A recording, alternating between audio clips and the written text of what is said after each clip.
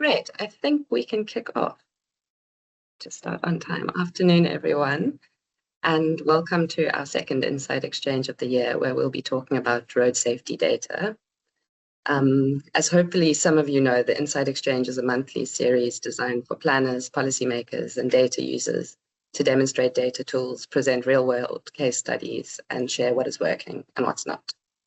So in this session, we're looking at the fact that South Africa's road safety outcomes are poor by global standards, but we don't actually have one integrated country-level view of what's happening on our roads. Data sits across institutions like the Road Traffic Management Corporation, SAPS, provincial traffic authorities, health services, and the Road Accident Fund, with weak integration, inconsistent definitions, and limited linkage between police, hospital, and mortality records. The result is underreporting, contested fatality figures, and major blind spots in where and why crashes are happening. Today's session is about unpacking these institutional and technical barriers and exploring practical ways to build a more credible, integrated road safety data system. So I think, it's going to be an interesting session. Maybe we can take a look at the agenda to start. We're going to start with Seth Clark from eThekwini, who will look at the practice and lessons from the local level, collection, analysis, and use of road accident data for planning. And then Lee Randall from the Road Ethics Project will take us through a case study on road safety data for a pedestrian safety advocacy project. Roland Postma from Young Urbanists will bring it all together, looking at how road safety data can lead to safer roads. And finally, before our facilitated discussion, Emmanuel Pasha will take us from the Road Traffic Management Center, will take us through fatal crash data, plans versus realities. And as always, we kind of collect a bit of insight into who's registered for the session. So looking at who's in the room today. It's nice. It's quite a consistent, the proportions seem to be quite consistent across sessions, which is that local municipalities and district municipalities and metros make up the bulk of our call, but we've also got a good representation from provincial government and national government, and then I won't go through all the others, but you can see there's a range of other stakeholders on the call. So when we get to the point of discussion, we welcome all of your inputs as you hold different positionalities. And then this also shows a good spread. I won't read them all, but you can see that we've got a range of planning specializations, from human settlements to integrated development planning to transportation to monitoring and evaluation specialities. So again, we really do welcome all of your engagement and inputs. And finally, before handing over to Nick to introduce our first speaker, we have a dedicated Insight Exchange page on our portal. Here you can find recordings of our past sessions. We'll upload the presentations from the speakers. We write a provocation piece after each session. So that's all there, and you can navigate it through the StratHub portal. We've also, as you can see there, got a mailing list. So that means that you can stay up to date with our upcoming Insight Exchanges and other stuff that's going on. Thanks, Nick. I think I'll hand over to you to introduce our first speaker. Good. Thanks very much, Rebecca, and welcome everybody. My name is Nick Graham. I'm the facilitator of these sessions from the National Strategic Hub, and it gives me pleasure to welcome our first speaker, Seth Clark.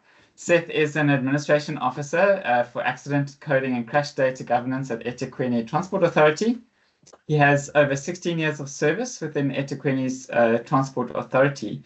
He currently manages the end-to-end process of the municipality's crash suite management system, including collaborating with 52 SAPS and Metro police stations to facilitate crash report collection and verification, and processing approximately 90,000 crash reports annually. So Seth's really at the coalface of data collection in municipalities.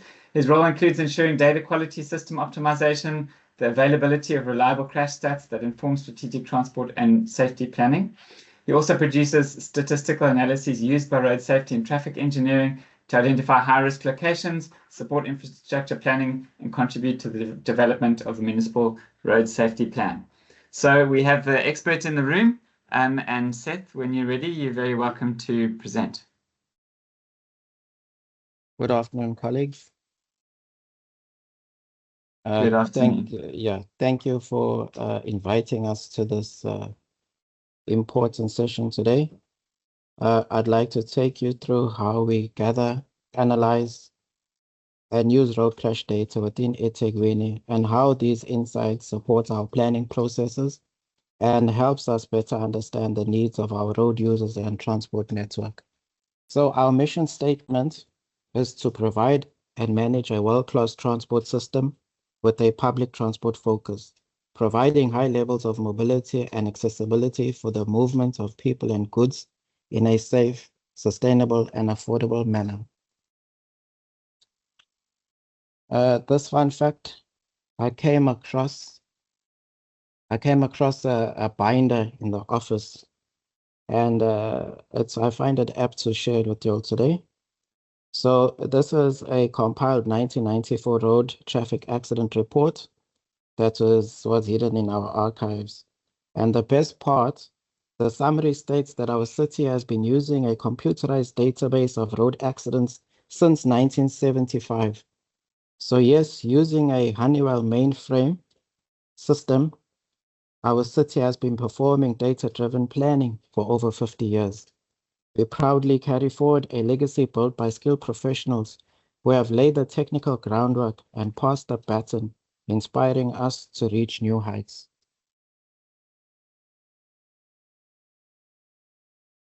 So when I initially prepared this, I had about 40 slides and I could speak for like an hour so easily. So I had to trim down and narrow this. So we have a accident suite database system. We gather our information exclusively from reported road crashes that's found on the Z1523 form.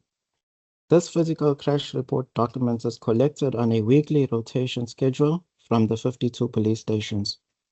Each crash record incorporates geolocation references that are relationally bound to the crash information found on the crash report, allowing the location to be analyzed alongside all incident attributes.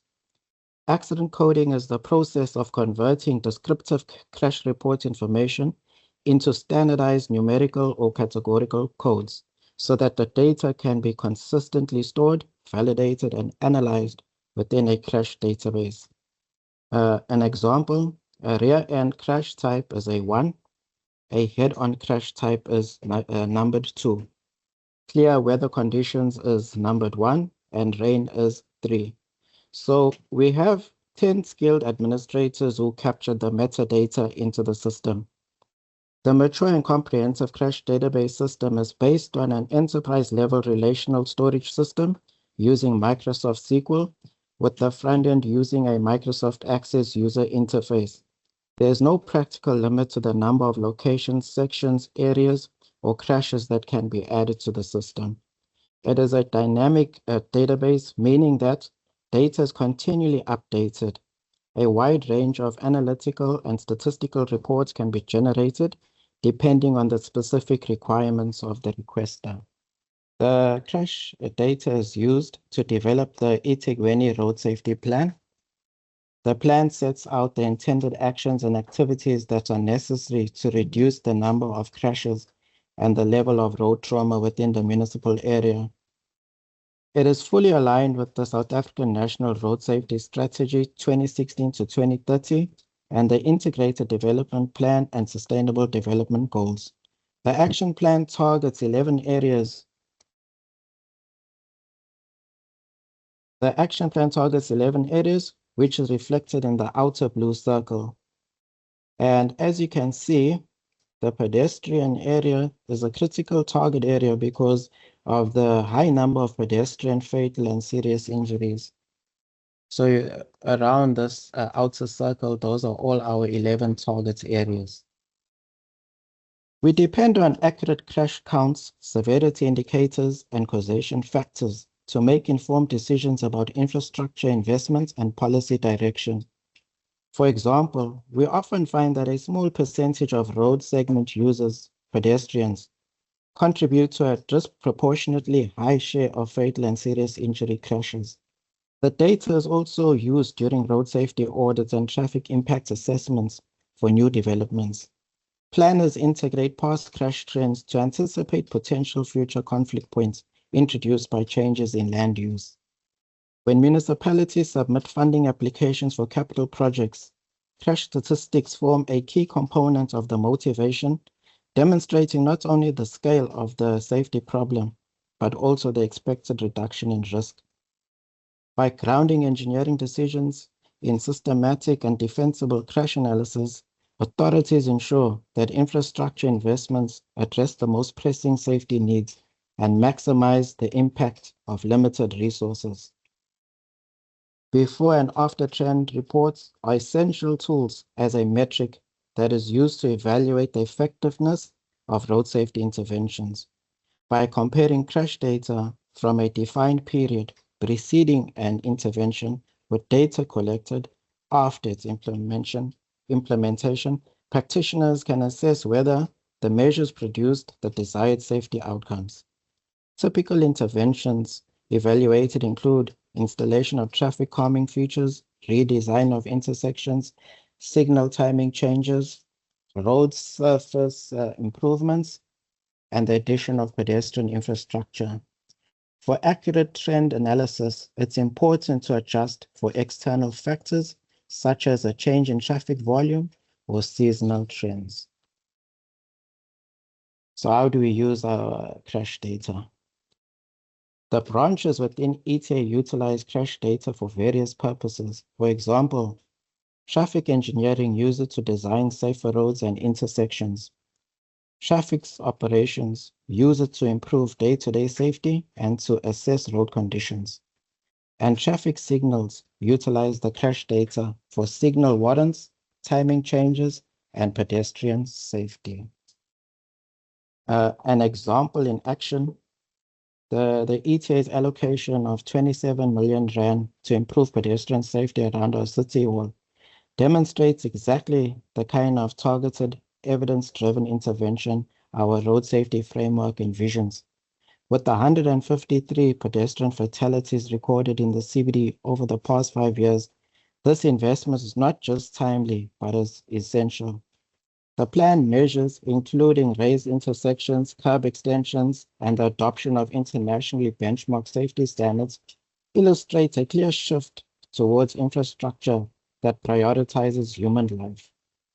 These upgrades are far more than engineering adjustments. They are tangible commitments to protecting people, restoring dignity in public spaces, and creating a safer urban environment for every road user. Traffic engineering branch is responsible for the planning, assessment, and design of the traffic calming measures and the need for sidewalks. Roads Provision Department is responsible for the construction of sidewalks and implementation of traffic calming. The Road Safety Branch is also responsible for identifying the locations where sidewalks should be constructed.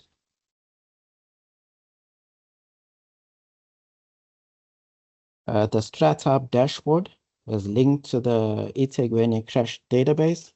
This is a snapshot of the database. So this is a future-ready data quality and integration strategies, like something that we'd like to see.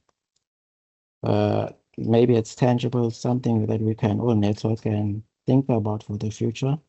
But this is to strengthen local crash data systems. Municipalities can adopt several strategic measures focused on improving data quality, accessibility, and cross-departmental integration. First, transitioning to fully digital crash reporting platforms, ideally with GPS-enabled devices, would significantly reduce location errors and improve report turnaround time, especially for fatal and serious incidents.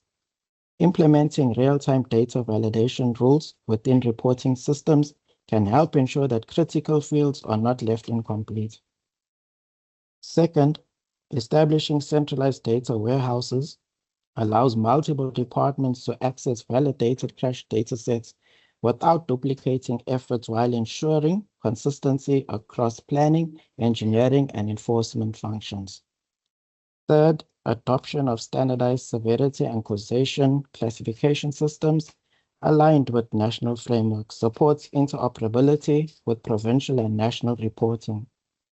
Fourth, local governments should invest in analytical tools such as GIS, dashboard platforms, and statistical software to make analysis more efficient and enable non-specialists to understand safety patterns instinctively. Regular interdepartmental road safety forums can facilitate information sharing and coordinated decision-making.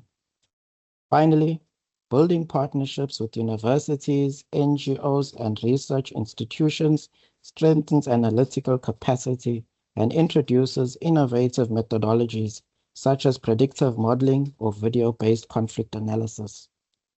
Collectively, these strategies help local governments move towards a robust, data-driven road safety management culture that proactively addresses emerging risks and prioritizes interventions where they will save the most lives.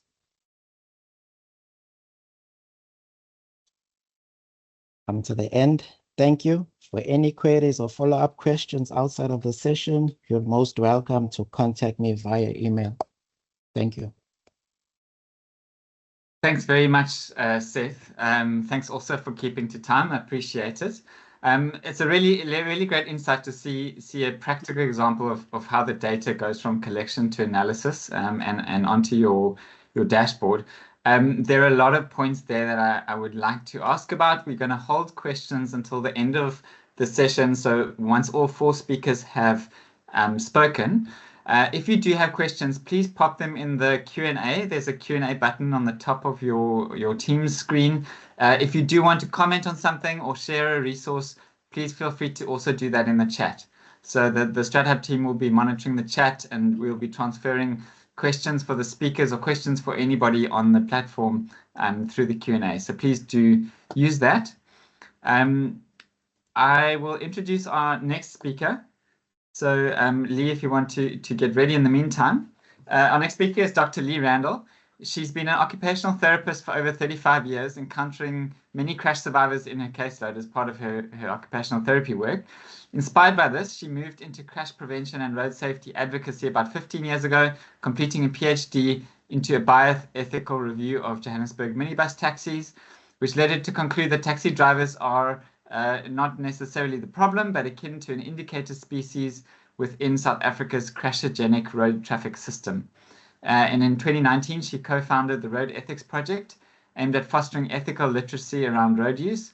She's played civil society roles throughout the SADC Alliance of NGOs for Road Safety and Global Alliance of NGOs for Road Safety, and is currently focused on pedestrian safety on 2 major roads in Gauteng. And I believe Lee's going to be talking about one of those today. So welcome, Lee. Thanks for joining us. You're welcome to take over the presenting. Thanks very much. Let me just get my PowerPoint up and to slideshow mode. Okay, is that showing? It is.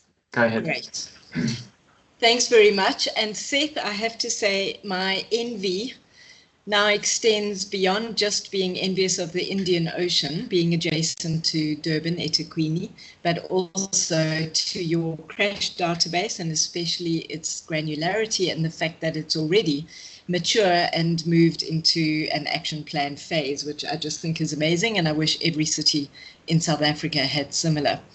What I'm going to do is present, in fact, on both the roads in Gauteng, where a pedestrian safety advocacy project is underway on a very low-key, low-funded level. And it's between my NGO and one in the Hammanskraal Soshanguve area called Hammanskraal United Commuters Voice. Before I present on the project, I just wanted to echo some of what Seth has actually covered magnificently, which is the 7 key bioethical principles that we in the Road Ethics Project apply to all our thinking around road use, road design, and road harms.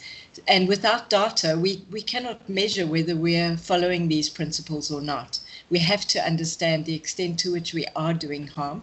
We have to understand the extent to which our systems actually do good, promote development, economic emancipation, and so on.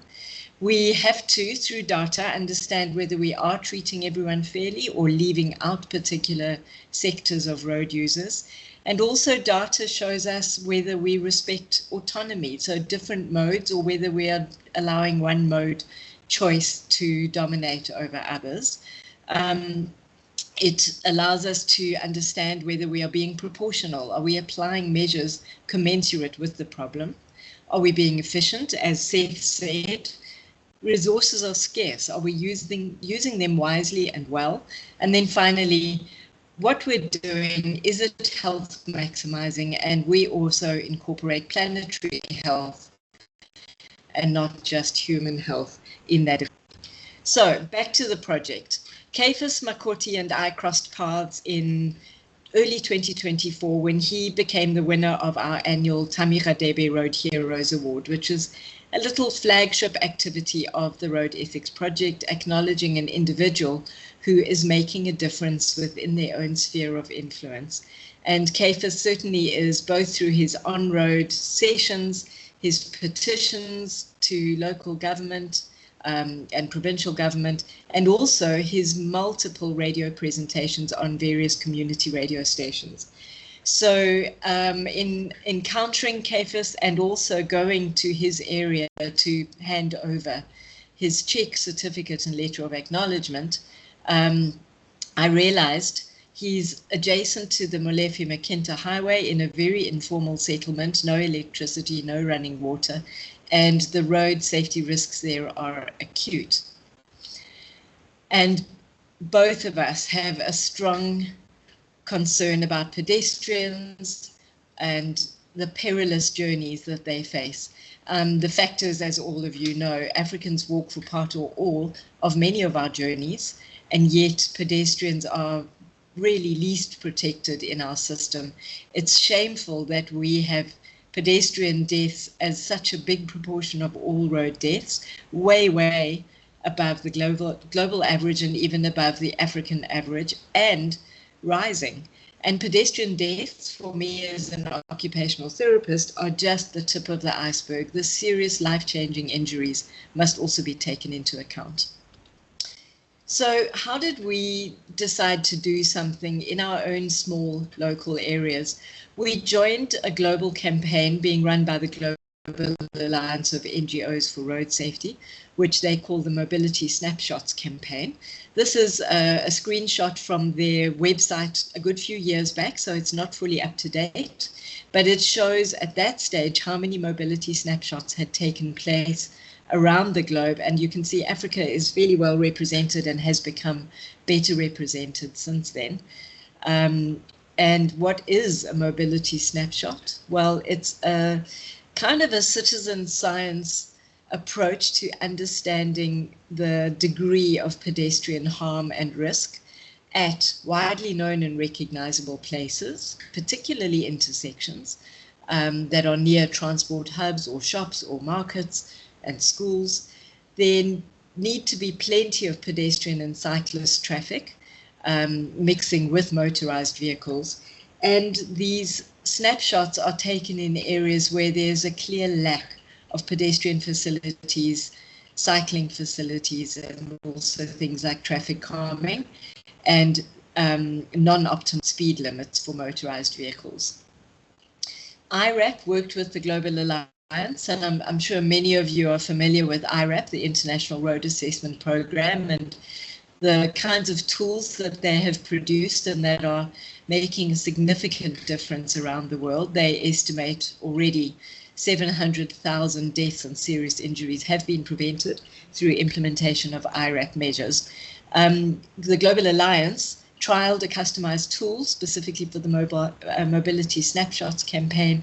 I was one of the guinea pigs that looked at the draft and made a few comments to try and better suit it to our kinds of road realities. And I must say that the end product, the tool, was very, very useful, very layperson friendly, very diverse, and it provided a capacity building element for civil society because it taught some principles of basic judging of vehicle speeds and how to do things like pedestrian and other kinds of traffic counts. It was quick to administer, both the long and the shorter versions. And IRAP provided pre-prepared snapshot frames into which we could slot our findings. And then it was optional to actually get them to formally rate the mobility snapshots.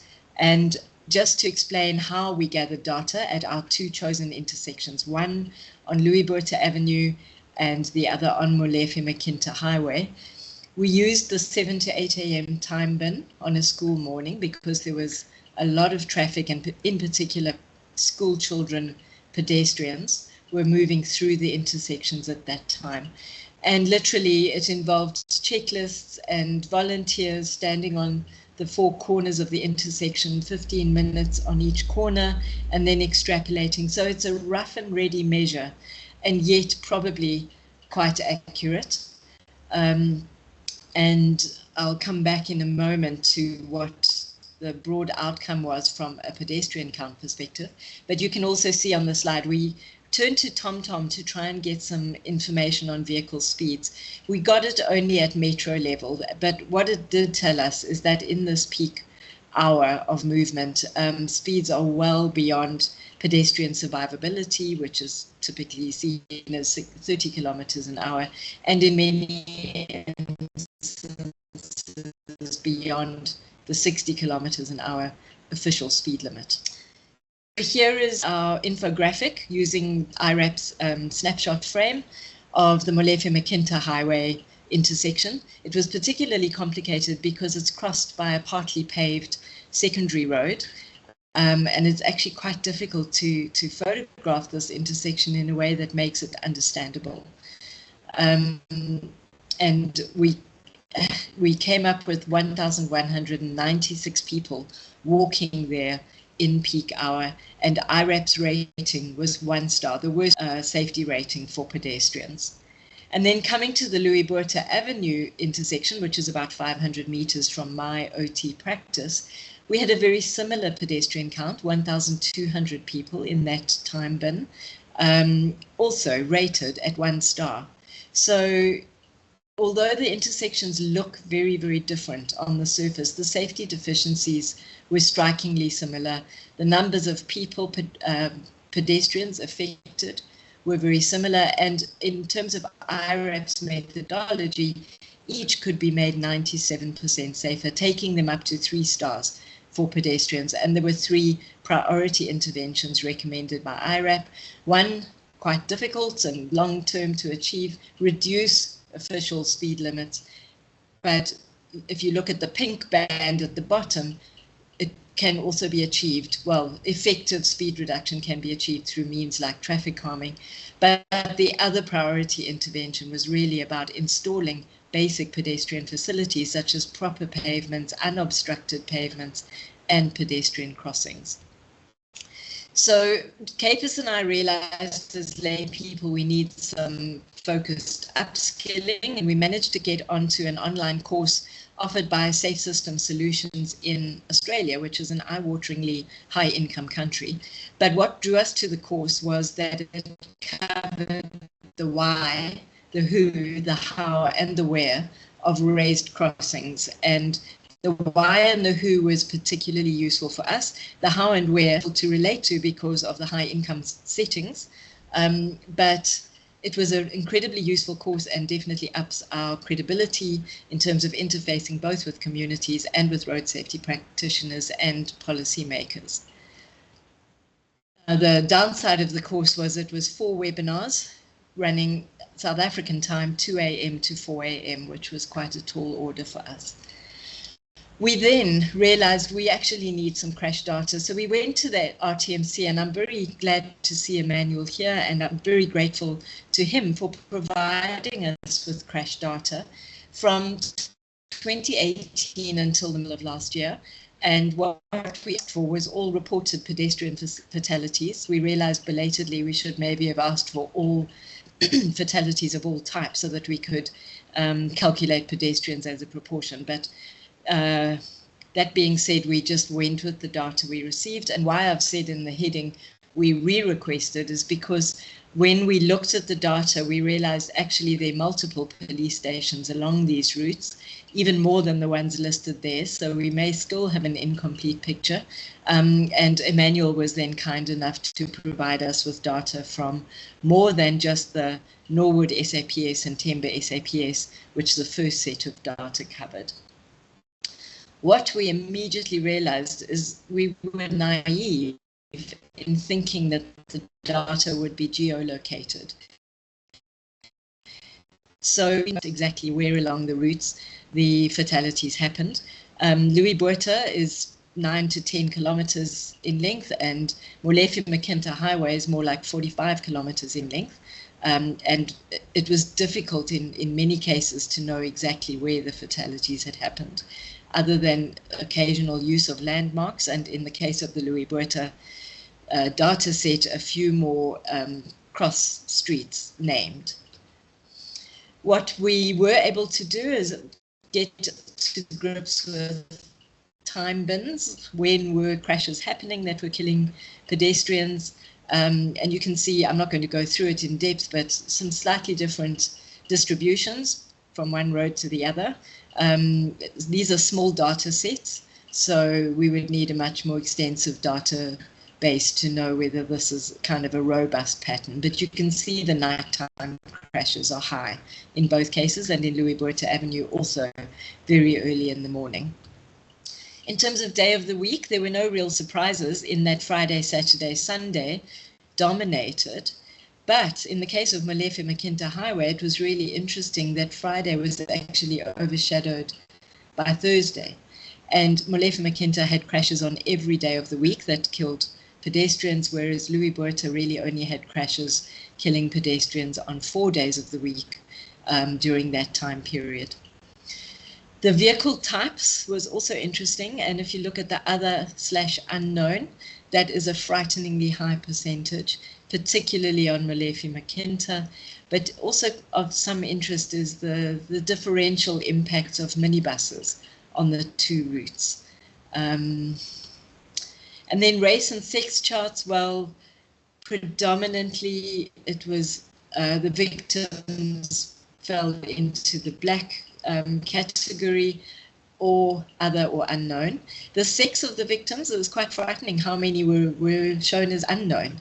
I'm not sure why the data was deficient in that respect, but the dominance of males didn't surprise us at all, because that's really a global phenomenon. What we had hoped and what we couldn't see in the data is age as a demographic. We were particularly interested to know, people of school-going age, what proportion did they make up of the fatalities? Then another very frightening statistic was the proportion of hit and runs, which was exceptionally high on the Molefe-Macquarie Highway. And that probably also reflects why there were so many vehicle types that were shown as other or unknown on that highway.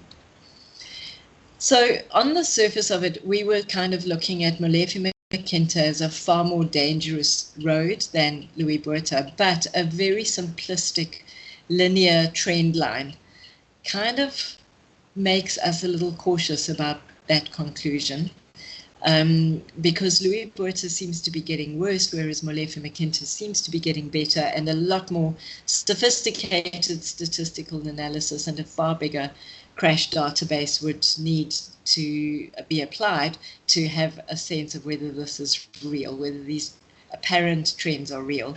But if Louis Botha, for instance, is going up, that's hugely problematic. The Rea Via, as some of you will know, the bus rapid transit system, has just extended along Louis Botha, phase 1C, and the road risks have increased enormously just on an observational level, particularly for pedestrians.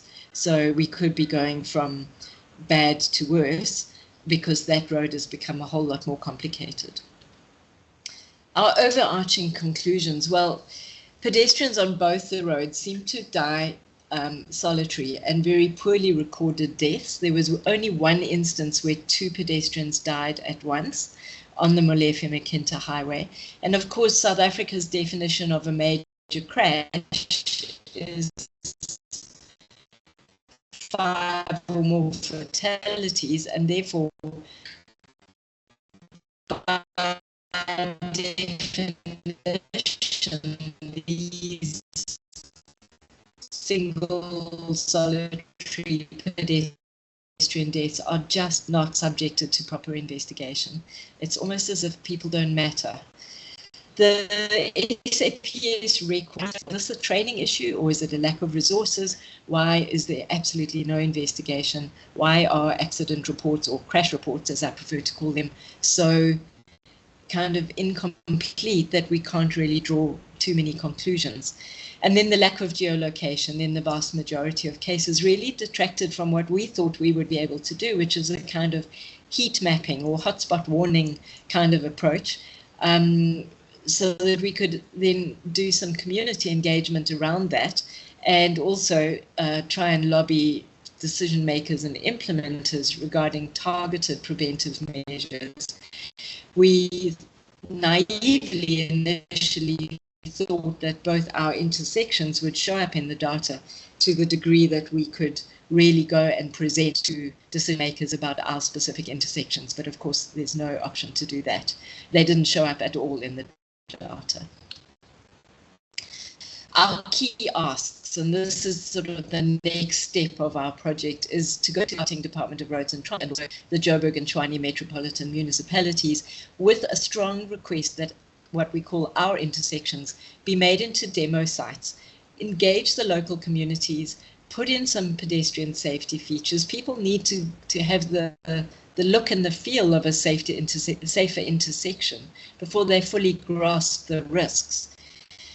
Implement traffic calming, and then re-rate the intersections using IRAP, collect pre and post intervention crash data, and conduct, I don't know at what stage in the whole process, but conduct benefit cost analyses to build the business case for extending these kinds of features further along these 2 dangerous roads in both directions from the demo sites.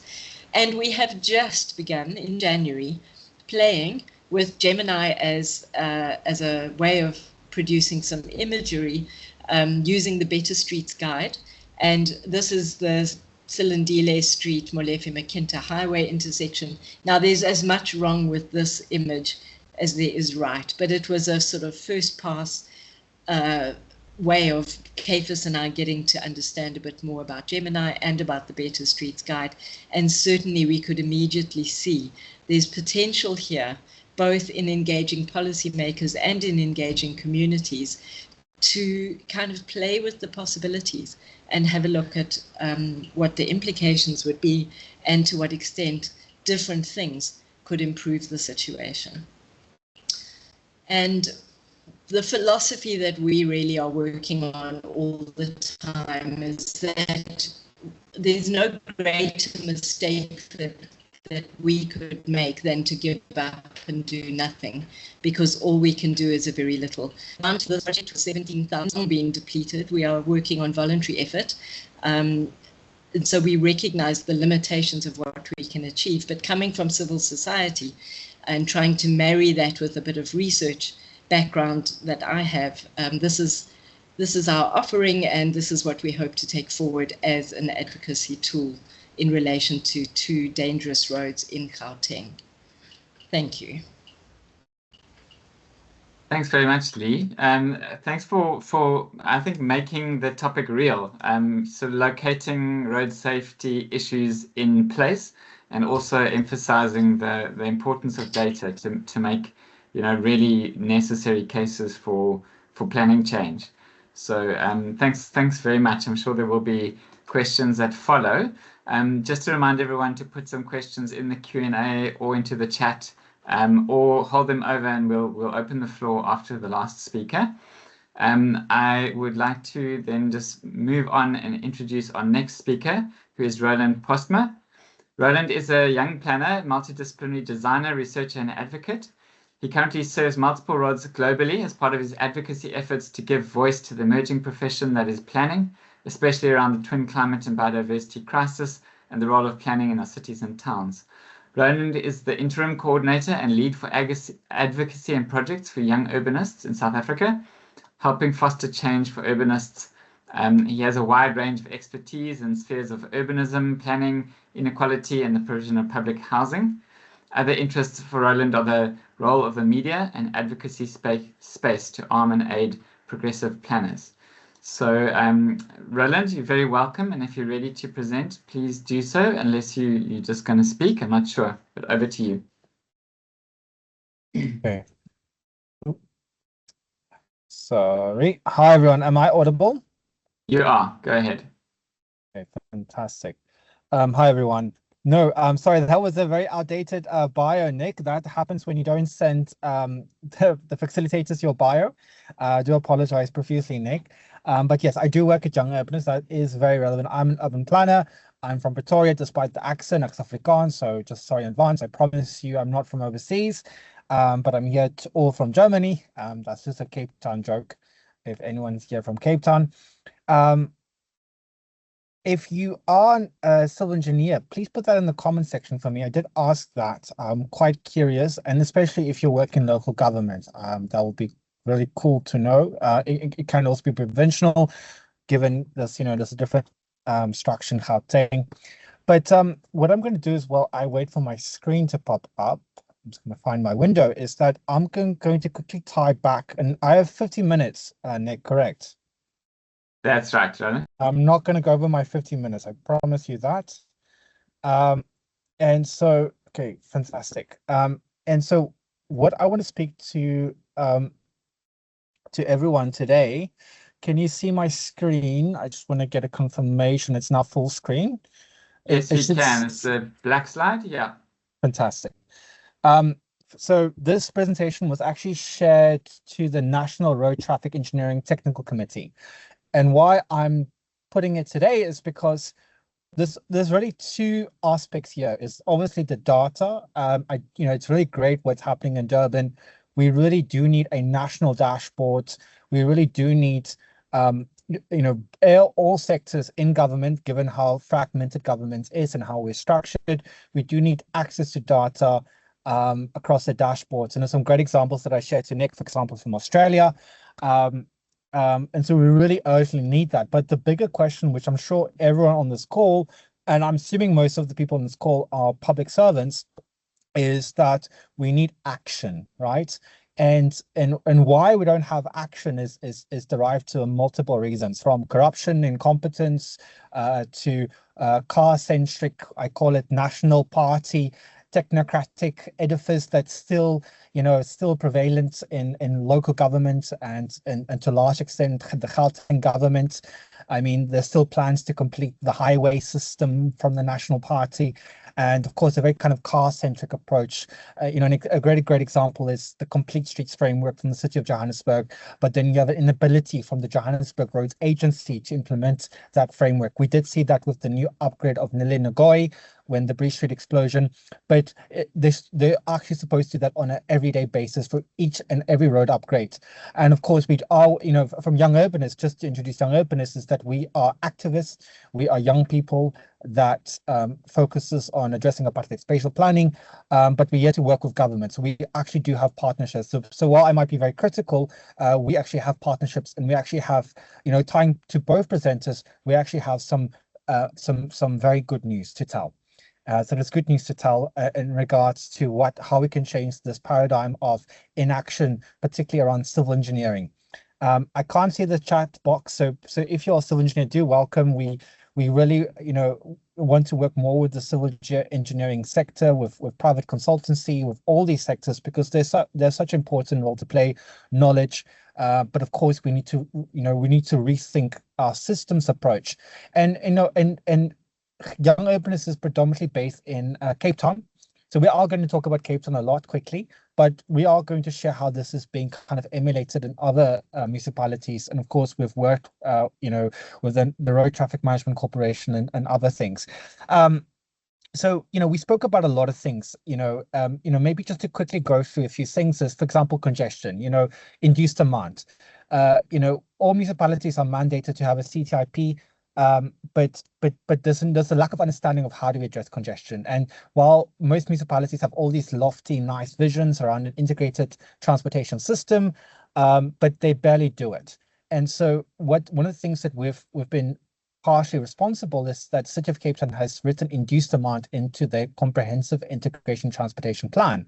And what that has triggered is, I do see there's some colleagues here from spatial planning, welcome in City of Cape Town, is that has allowed a realignment in terms of, what you can have is you can have nice policies in the IDP, all these very nice goals, but if you don't actually have what the city procures, where they spend their money, what we build from an infrastructure perspective in the systems, then we'll never implement our IDPs and CTIPs. And so what we have for the first time, induced demand triggering a whole suite of reforms within the City of Cape Town, where there's a realignment of where they actually spend their money. For example, they've had the congestion relief program, that's no more, where rather they're going to focus on public transportation and last and first mile with the monies they have. And of course, there's a bigger question of funding from national with ITPN, but let's not go to that conversation just now. So that's one thing. The other thing that that even Dr. Lee spoke about is protected cycling lanes. Cycling lanes is not driven by a certain demographic. In other words, a white male in a very expensive bicycles. The majority of cyclists is people earning between 2,000 to 6,000 rands.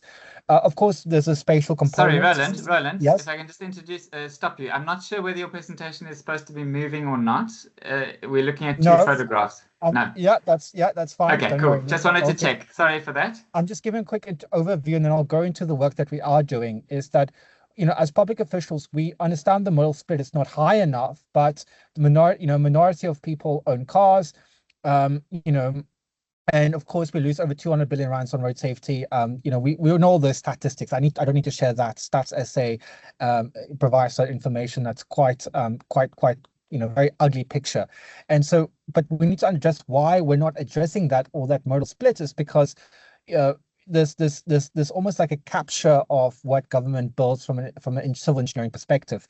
So one of the things we wrote into the CTIP in the City of Cape Town is that any road upgrade has to have protected cycling lanes.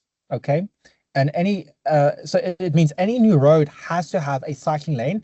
And if the speed difference is higher, then it has to have a protection. So what we call a class 2. And that's very significant. We all know the 2014 NMT guidelines national. On page 80, go to page 80. It actually outlines a protected intersection. Not one municipality up until 2026 has built a protected intersection for pedestrians and cyclists. And I think what we need to understand, if it's safe to cycle, really, it's safe to walk, because you're dieting the road. You can prioritize public transportation, minibus taxis, and basically reduce more or less lanes for cars, particularly around intersections. If you go to any intersection across the country, it's a death trap. Dr. Lee showed the vast differences, but even in her more formal and informal example, it's really a death trap, wide intersections. And so the City of Cape Town is actually now considering a few protected intersections that comes from page 80 of the 2014 NMT guidelines that exists. Everyone, it exists, but it hasn't been implemented. So that's one of the things we're working on. But what is the role of civil society and what's the role of private sector? Seth from Durban spoke about participations around data and analytics, but we need to go beyond just that, but also around infrastructure and advocacy. So this is an example of a street experiment in the global south in Latin America. And again, this is something, just quick you can use your little emoji thing. Do you think this is possible in South Africa? From a regulatory, political, whatever lens you want to speak about. It's very cheap, by the way, but do you think this is possible to get approved in South Africa? Yes or no? Not if it can be possible, is it currently possible? People saying yes. I can't see. Nick, you're gonna have to give me some information here. I don't have. I think I don't see any option to say no. So you've got only a positive bias in your poll. Yeah. I see. Well, I'm gonna assume that we can run a quick poll, Nick, if you want. I can just put it up. And what's the question again? Can you put on the chat, Roland? I'll run it. Is a street experiment like this, can this be approved in a South African municipality? I think you can proceed. Then I'll just set up the poll just very quickly. But I'm going to give the answer now. So, but look, Durban's actually looking at this in some ways, which is kind of cool in the inner city transportation plan. They've only kind of looked at on the sidewalk, whether you use paint and planters in Arrowtown, I believe, or in the CBD. So some compliments there. But when we saw the first presenter, we looked at the rate of projects being implemented, and there's big questions around signalization and, of course, intersection design, given how wide the roads are still. You know, if we design wide roads, we will never get to a reality of reducing deaths and, of course, modal splits. But so I'm just going to answer that question. What we have in front of us is we have the country's first ever street experiment approved by the City of Cape Town that follows the rationale of the latest CBD mobility plan. Most CBDs have these inner city transportation plans. Durban has it, Johannesburg has one. I think Pretoria, maybe not. But even City of Cape Town had an inner city transportation plan, but it was barely implemented. What you're looking at here is a complete road reduction through a street experiment and between 3 city blocks from Whale to Short Market, where we're removing the on-street parking, the 2 slow lanes, where we're experimenting. No public participation process, no long leave delays, no entrepreneurial consultants. I'm very sorry. The consultant sector, that's another conversation that we need to speak about. There's not millions spent on consulting. This is a street experiment that was done in-house by the city, and it's privately funded by our partners, Safe Passage Program, to fund the first ever street experiment that follows the rationale of the CBD mobility plan to test out a cross-section design where we diet the road. The road becomes a shared space for cyclists and motorists. We're extending the sidewalk. And it's an experiment using tactical bollards and curbs. And to give you more context, it only took 7 weeks for the City of Cape Town to get this approved internally. 7 weeks, not 5 years, 7 weeks. And some delays because I'm privately funding it. It has a price tag of 2 million rands. We are implementing this on the 23rd of March, come sunshine or rain, to test something out for 6 months, which will be the public participation.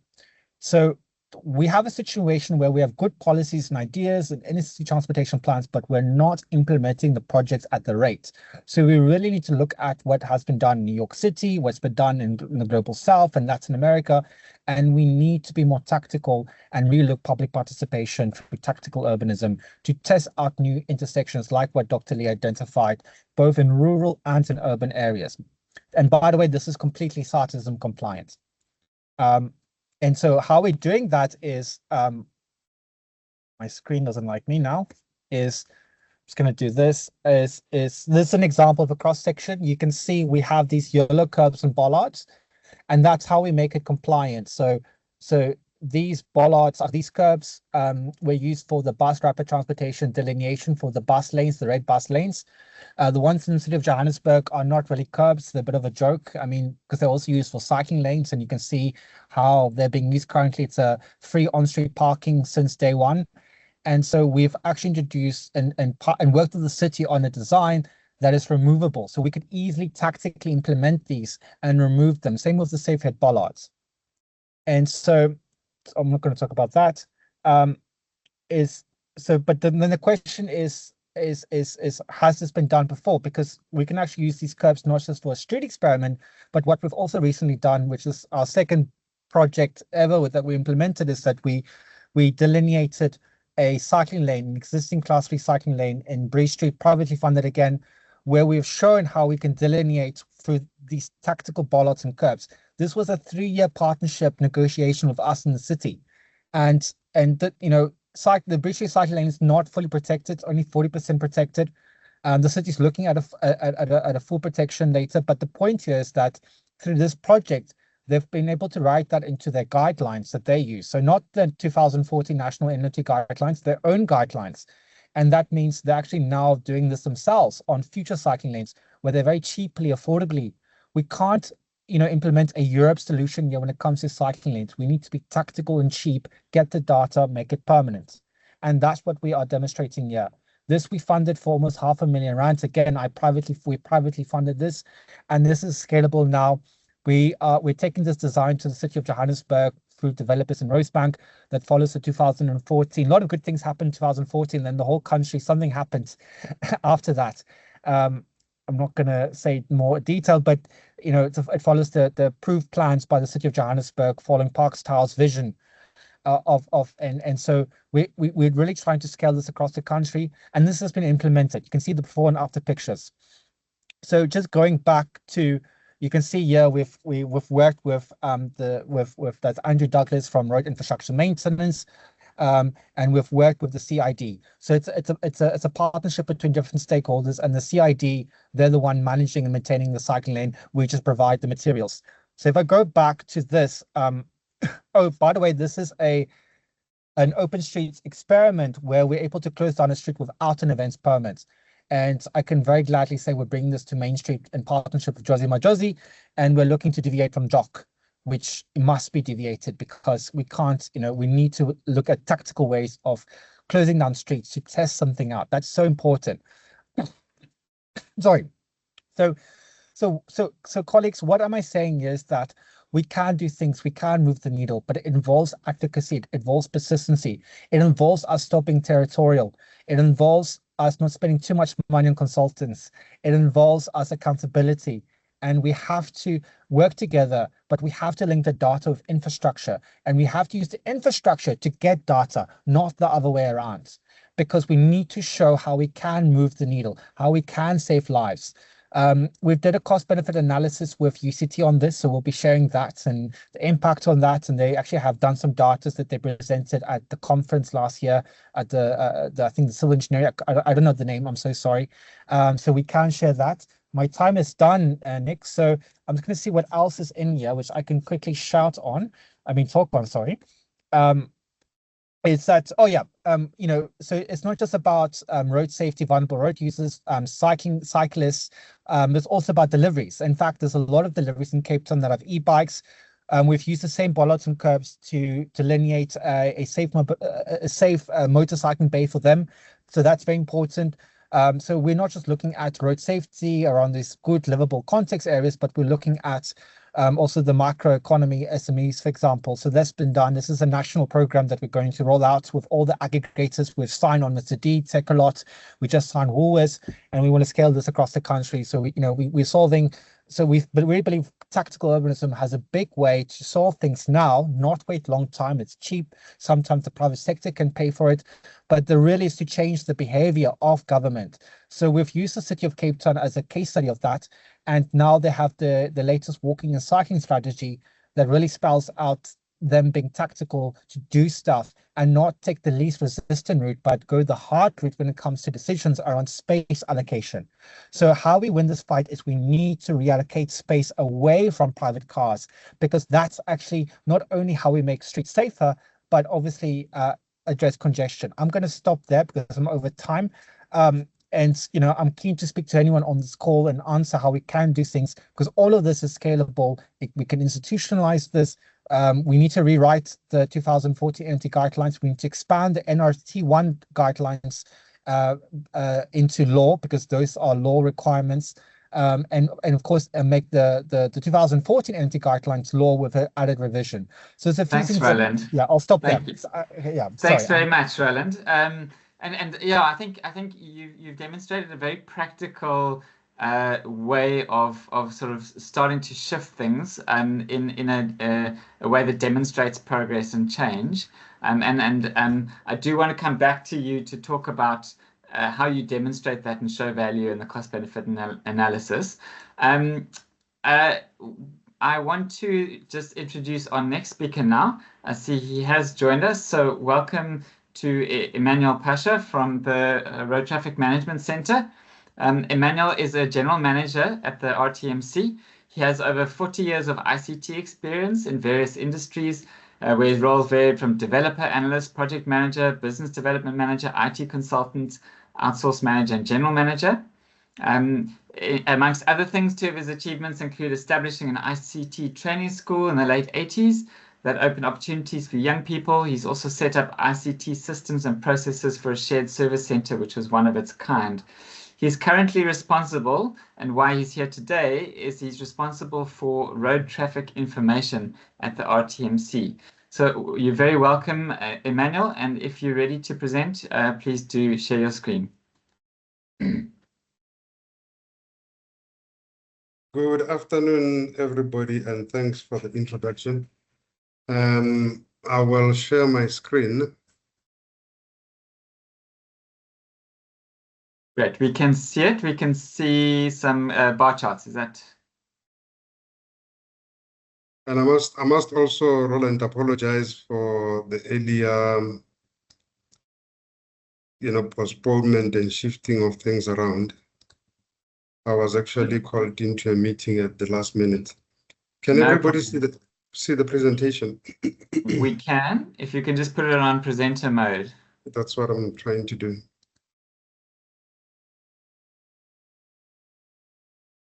Great.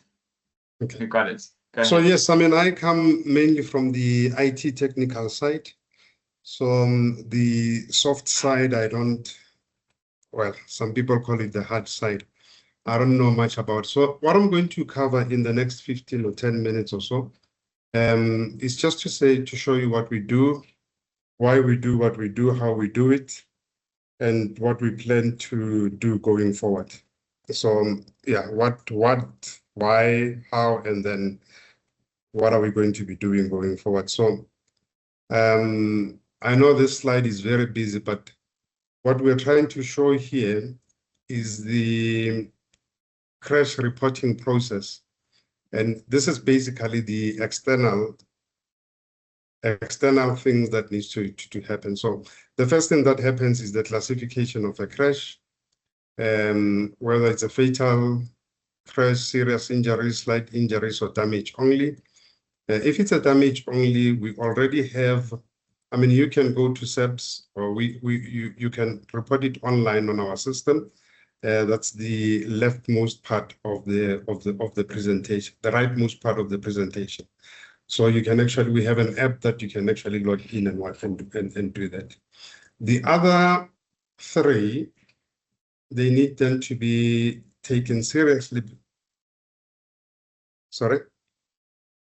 The other three needs to be taken seriously. I won't go into too much details on those, because a slight injury might result in a serious injury. In fact, a serious injury might also result in a fatal injury. But and why we are using SEPS is because the law says any crash must be reported to SEPS within 24 hours. I'm sure we'll make this presentation available to everybody, so you can go into too much details of this. But all these things here, we have a database here called the National Crash Data Management System, NCDMS, and all these things then get captured onto the National Crash Database Management System. Now, when we started, when they started, I wasn't here at that time, there was a very deliberate focus to say, let's just focus on fatal crashes. Let's do the verification and the cleanup on the fatal crashes.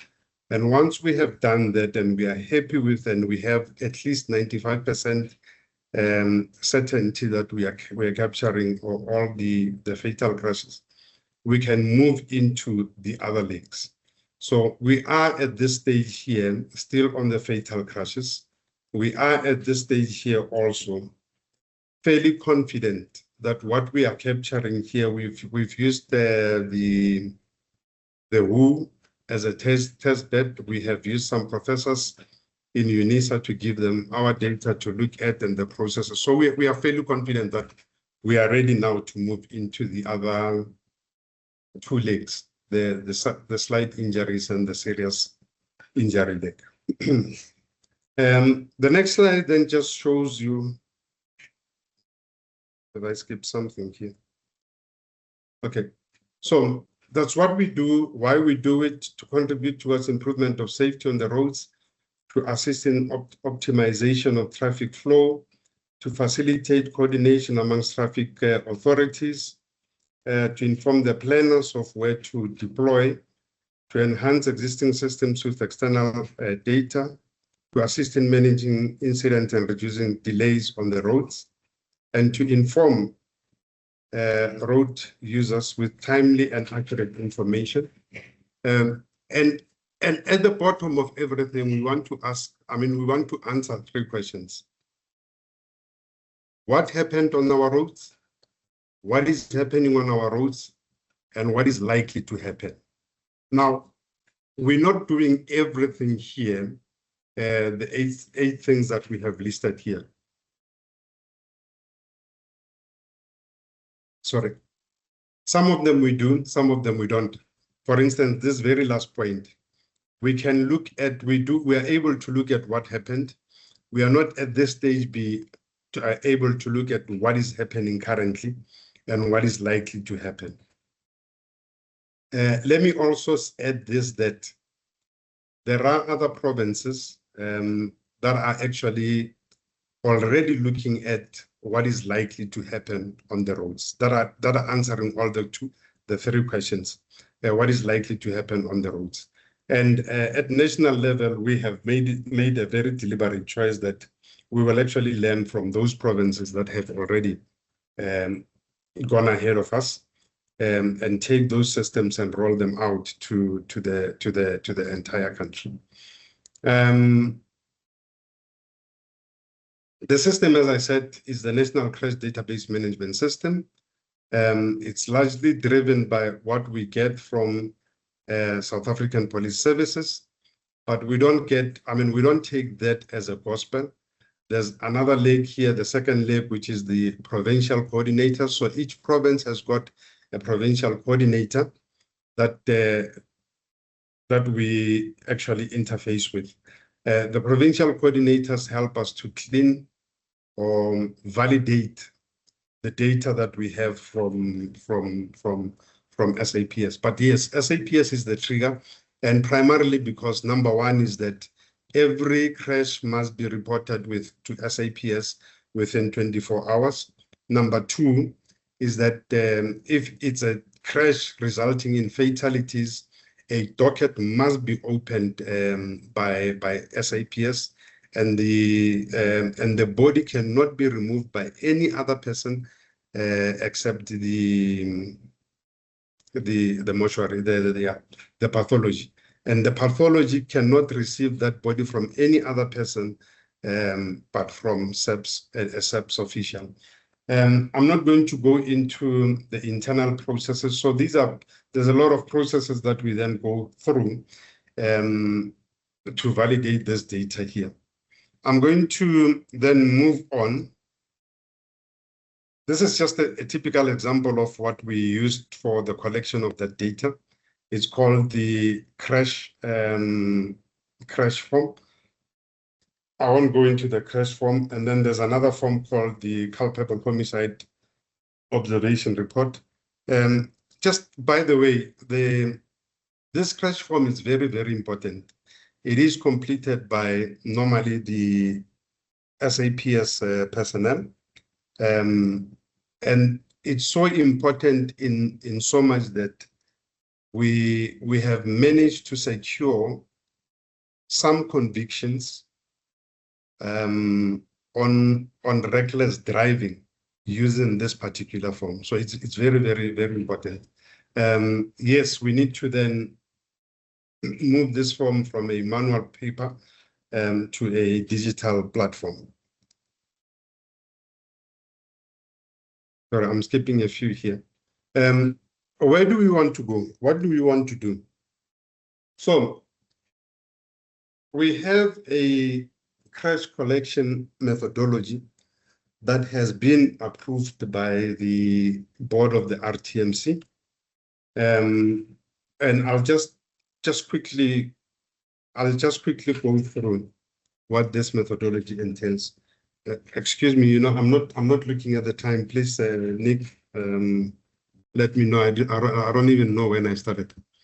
We've got another 5 minutes, Emmanuel. Okay, all right, thanks. So the crash collection methodology, as I said, it was approved by the board. And the first thing that we want to do with this methodology is to have a single view of a crash event. And we want to take, when you look at the data sources, we want to take what we call structured data and unstructured data. Any data that we can get that is relating to a crash should be welcomed into here. Structured data, I mean, right now, the only data that we are dealing with and analyzing from is the structured data, the forms that we spoke about and the online application that we spoke about. But we then want to take this into an area where we will then associate common things that are related to that particular crash. Of course, our data sources are going to expand.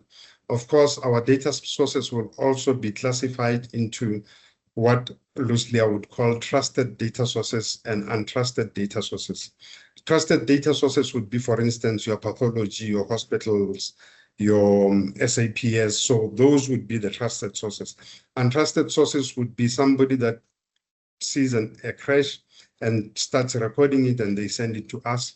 We want to welcome all those things that are actually coming into, or all those things that are being sent to us. Sorry, I moved this in by mistake. Let me just jump to the stakeholders. So at that level there, we want to give the reports and the views in the way that the end user wants to receive it. So whichever way that they want to see our data, the aim is that let's give it to you the way that you want to see it. If you want to see it through a mobile device, if you want to see it through a desktop, if we want a printed whatever, let's do that. I mean, we can talk about this methodology as such. Okay. So the last thing that I just wanted to show quickly, Nick, is that it's some of the data that we actually produce. Can we see my screen? We can. We Okay. see in the bar charts. So this is part of the data that we produce. I mean, this is over 4 years. We need to just update it with last year's data. And yes, we can actually drill down into 2024. Not what I wanted. Okay, we can drill down into 2024 and we can look at different things into that year. This is just related to crashes. This is related to fatalities, and it goes up to the district level on this side here, and it tells you the classification of the road user types. And at this level here, we have what we call the critical routes, and we can go into Free State. It will show us which part of the routes are critical in Free State. And did I say Free State? Okay, sorry, that was Eastern Cape. I went into Eastern Cape. So the parts of N2 in Eastern Cape that are critical. And the last one, okay. Yeah, there's so much that we actually can do with it. So we are in the process of finalizing this so that we publish the data so that anybody can actually go and pick up that data from our website. I hope I did not rush too much and lose everybody. I hope I made sense of what I was talking about. Thanks. Thank you very much, Emmanuel.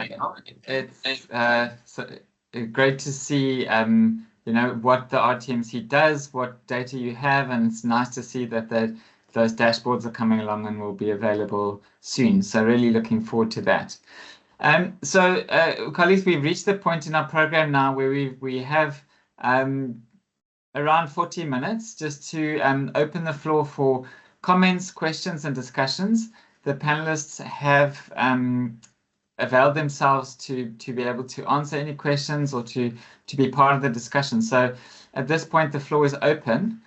Please do raise your hands or put a question in the Q&A, and we will get to those. I have a couple of questions for all the presenters. So I just wanted to start with Seth. Seth, at the end of your presentation, you gave some really practical examples of how you think the system could be made better. And one of the things was you spoke about a digital reporting platform. In other words, capturing crash data with a geolocated device on the site. I just wanted to check. Are you suggesting that SAPS should be responsible for having all those devices? Is that what needs to happen? Or is there somebody else who could be responsible for capturing crash data? And I guess my question is twofold. It does seem to me, from both your presentation and Emmanuel's presentation, that the quality of the data coming from SAPS is not adequate. What can be done about that? Should somebody else be responsible for capturing? Does it have to be SAPS? Your thoughts on that? And I'll ask Emmanuel the same question. So Seth, any thoughts on that? Thank you. What I have seen is that the data quality, it's incomplete, especially with the SAPS. So I routinely go and give training, and from the floor, you find out that when they do their training, like, so I ask them, like, when you go for police training, how much time is actually spent on, they call it accident reports training.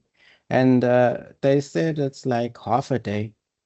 So I asked them, like, so how do you actually learn? And they state that they learn from socialization, where they're sitting in the charge office and they learn from their superior rank. So what I found is that there's a contextual difference between reporting styles or how they complete these accident reports. Like, you'll find a station it's always providing complete information on the crash reports, and then you'll find another station where, whether you give training or not, there's just no respect, should I say, for these reports. And then it goes down another level. You find that the guys don't even understand the terminology on these crash reports. Historically, if there was an injury, the police were called to the scene, and at the scene, they'll fill out these crash report forms, be it fatal, serious, or slight. But now you find that I receive forms, and a driver will say that he was seriously injured, yet there's no CAS number. And then you find that you turn to the back to see who filled out this report. You find it's filled out by the driver. So I find that the practices amongst the various stations differ. And when it comes to training, I always tell them, like, you have to bring it into a current situation that's easy to understand. I'll say, if you need your lunch to be delivered, you just say the name of the road, or are you specific to say this address, this is where you bring my food? So I bring that analogy into, when it comes to locations, put the road or the intersection names, and then also put specifically where on that road. So if we had like some sort of authority to go into the police stations and say, guys, this is the processes to follow. And then when it comes to completing the crash reports, at the station, you'll find it's just at a community service center where there's people coming for affidavits, there's people coming to report crime. So they treat the accident reports of something of like a lower level priority. And the charge officer staff will just give the form out, tell them, hey, write down your information, and then they'll look at the statement. You wrote something, I don't even think they'll read it through, and then they'll just make sure that the priority at that time is to give the road user their crash report number. So coming back to, we need to have some form of framework where we provide them with a device that they actually, and follow protocol. If somebody's injured, a police officer has to be present there at the scene and then have a handheld device. This handheld device can be used to even record a video and audio. If the person is like shaken at the scene, they don't even know what's left from right. So let them have a verbal account, but it must be recorded, must be governed, and at that device must be able to pinpoint that location as to where, with pictures. Yeah, so I think it would work. And then because of the validation rules, there'll be, if we can set what we need to be filled at that scene, we can provide that governance there and then, and not call somebody after 3 months to ask them about what happened, because it's descriptive. We always have a lead time. So when you're calling someone after 3 months, sometimes they'll forget the exact location, or they think you're from the insurance company, or they think you're from the RAF, you're there to assist them in a claim. Thanks. I hope I answered what was asked. Yes, thanks, Seth. And I also noted the comment from Sandile in the chat around, SAP's needing an incentive to fill these things in. I mean, unless they're just forced to by the rules and the law. But it's an interesting point. Emmanuel, do you have any comments on SAPs and data completeness and what can be done about that? Yeah, I mean, a lot of what Seth said is correct. So I didn't go into that, but in terms of the fatalities, we actually have 2 forms, but I didn't want to bore you too much with those forms. We've got that accident report, which we now call the crash report, and then we've got what we call the choco form. And the choco form was actually created because of exactly what Seth said. When we saw that there's a lot of information that is actually missing from the AR form, we then came up with that choco form. Now, in terms of that choco form, we go back to the substation. We go back to the person that actually completed that handled the incident, and we then together with that person assist to refill or recomplete, using also the AR form to do that. Now, going forward, unfortunately, that task for now cannot be given to anybody else, because the law says a crash needs to be reported to SAPS within the 24-hour period. How do we then improve? The quickest way, not possibly the easiest way, is to equip the SAPS people with gadgets that they will be able to process a crash scene. Now, not all substations are the same. There are substations where the officers are designated just to deal with crash. There are stations where a sub officer is actually can do anything, deal with crash, do homicide, do whatever. So we are also in that process of trying to understand the structures of the SEPs, and how do we then equip them to make their work easier whilst they are doing their work, for them to collect the data that we need for us. Sandile, you're right. I mean, we have seen this over and over again. When you talk to SEPs people, their primary thing is crime. Crashes are not so much considered as a crime scene, until they have to open a culpable homicide or promote that thing to an inquest, then it becomes serious. Only at that stage it becomes serious. Thanks. Thanks, Emmanuel. And I think your point about not all police stations being the same is also very important, because we may say, okay, well, there should be a dedicated person to collect the data on behalf of SAPs, but you can't do that at every police station in the country. I mean, there's some police stations that may only process one crash a month. So I think it's a useful point to talk about that. I wanted to also ask a question of Lee. So on your case study projects, you used lots of different methods to prove the point and the problem, and I was just wondering to myself, when do you have enough data? Like, how much data do you actually need to prove that an intersection is a problem? Because to me, you had sold me on your first couple of slides, and then you went further to show the RTMC data, etc., etc. So, I mean, maybe could you just talk to why you need accurate data? Is it a question of prioritizing this particular intersection over something else, or is it are people just not hearing that road safety is an issue and that needs to be elevated? Thanks, Nick. Our idea was, as I said, we were naive. We thought we would be able to get very specific data for those intersections. What I now realize is there might have been only, say, one death at each of those intersections in that time period. So we probably had higher hopes for data than was actually warranted. But it was really to try and solve the question of how big a problem is this? And as I said, we should have asked for broader data. We should have asked for all fatalities and then looked at pedestrians as a proportion of those. The need for data was because we see it as a tool. We see it as something to take back to policymakers, on the one hand, to say this is what seems to be the evidence.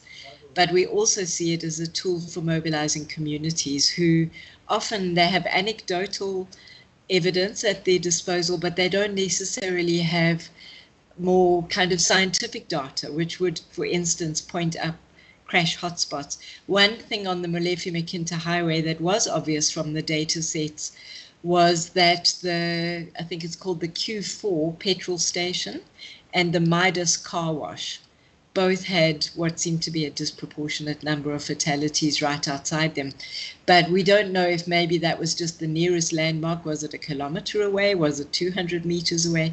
You know, so we wanted to get a better sense of where the real risks are, where the key risks are, so that we knew whether we might be barking up the wrong tree with the intersections we had chosen.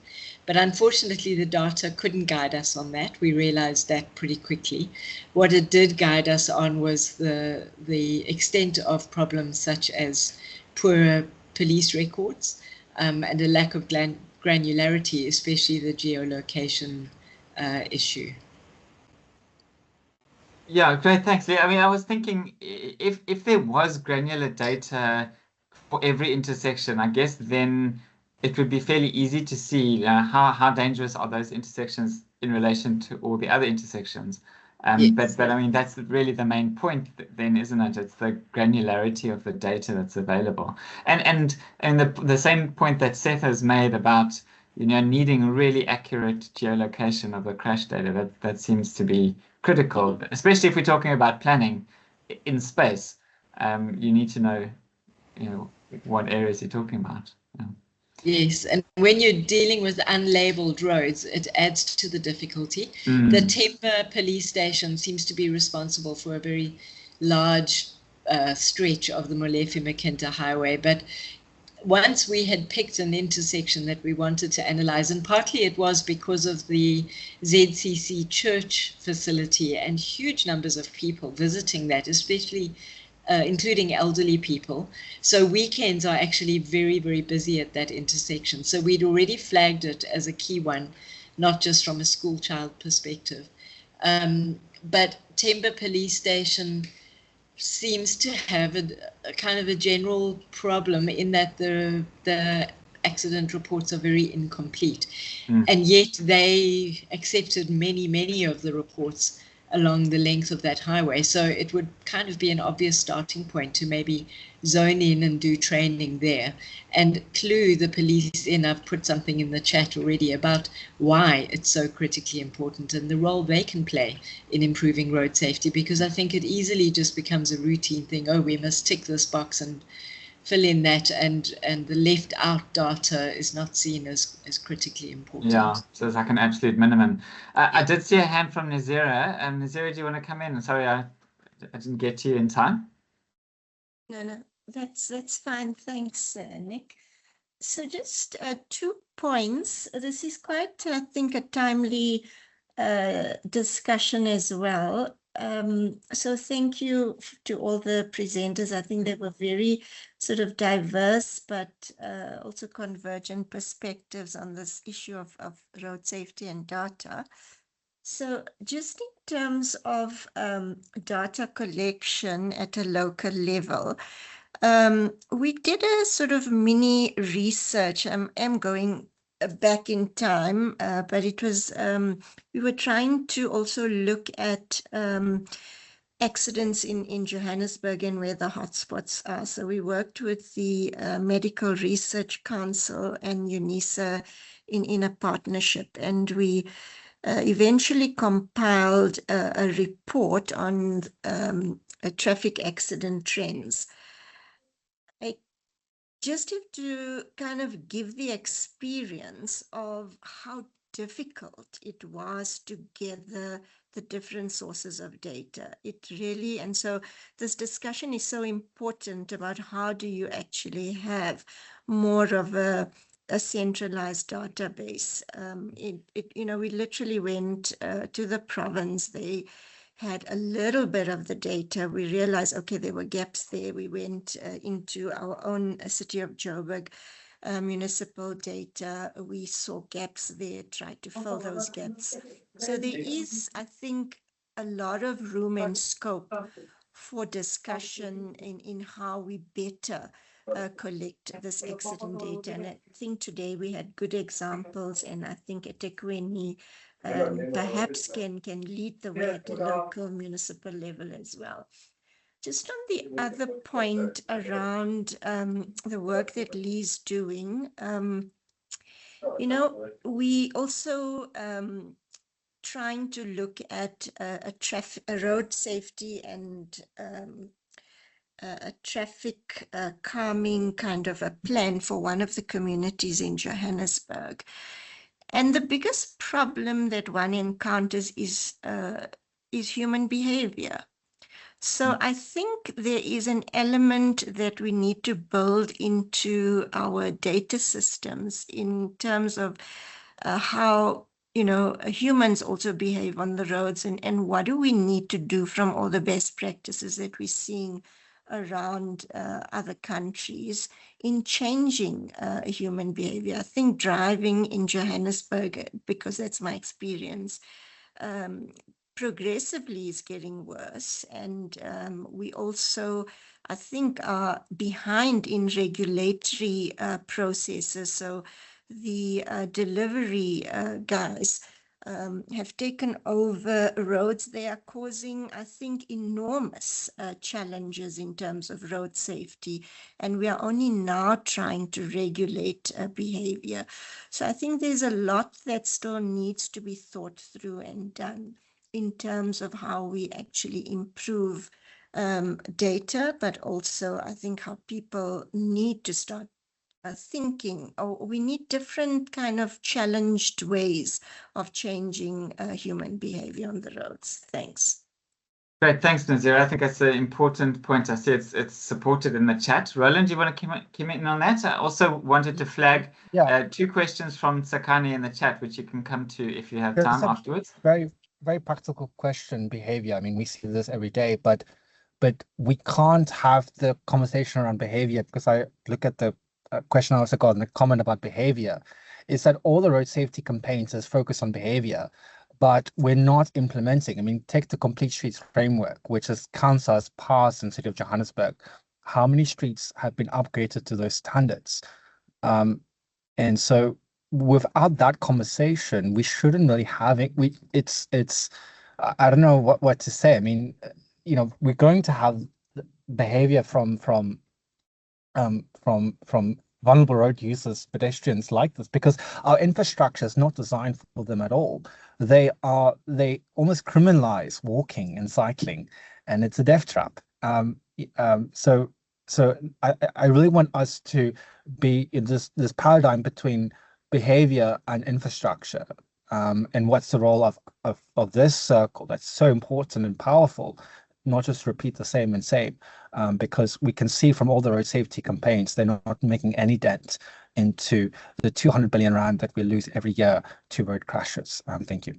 And then the same goes for the question, Nick. I don't know if you want me to address the question that I have. Yeah, so I mean, the second part of that was actually something I wanted to ask about, evaluation of your experiment, your road experiment in Cape Town specifically. You mentioned your cost-benefit analysis, but I'm interested in what data you might use or have used to demonstrate whether the experiment is successful or not. Yeah, so for the cycling lane, as I've mentioned, the cycling lane is not 100% protected. So we know that there weren't be a direct line between the upgrade and, let's say, increase in modal. We did that so that we can change the institutional arrangements in the city, so that they've updated their roads guideline. They call the stormwater and roads guideline, and now they've actually institutionalized it. Now they're building a tactical cycling lane rather than before, where they've taken the least avoidant route, or they would put just paint on the road and say it's a cycling lane, or they don't have the money to do it because they're adhering to very expensive norms from Europe or wherever.